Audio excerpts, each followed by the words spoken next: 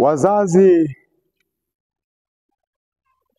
wanaume kwa wanawake, kama we ni mzazi, nisikilize kwa makini.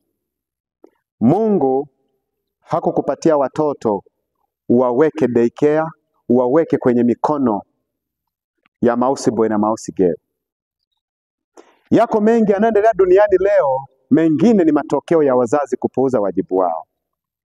Sio kusudi la Mungu, na yakuwa makusudi ya Mungu hata sasa. Baba ukae Mbeya, mama ukae Dodoma. Baba ukae Mwanza, mama ukae Msoma. Alafu mkiitwa ni wazazi. Kusudi la Mungu ni baba na mama kukaa na watoto wao. Kusudi la Mungu ni baba na mama kutoa malezi stahiki kwa watoto katika jamii na katika dunia hii inayopotoka. Je, akina baba na akina mama, mumesimamia wajibu wenu kama wazazi? Lazima tujioji. Dunia inaharibika, lakini bado wanatafutwa akina baba na akina mama watakaosimama kwa ajili ya watoto wao. Mungu anatafuta watu wanaosimama sasa, wakilea watoto wao katika njia zinazowapasa, ili watembee katika uadilifu na maonyo ya Bwana.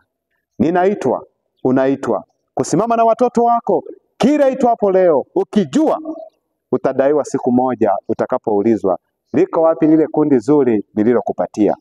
Makusudi ya Mungu sio watoto kukaa kwa babu, sio watoto kukaa kwa bibi kama mko hai. Kusudi la Mungu ni kukaa na watoto wenu miguuni mwenu.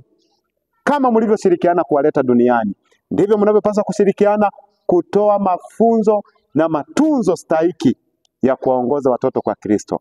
Mungu awabariki mnapoamua kusimama katika wajibu wenu. Bwana awalinde na kuwatunza.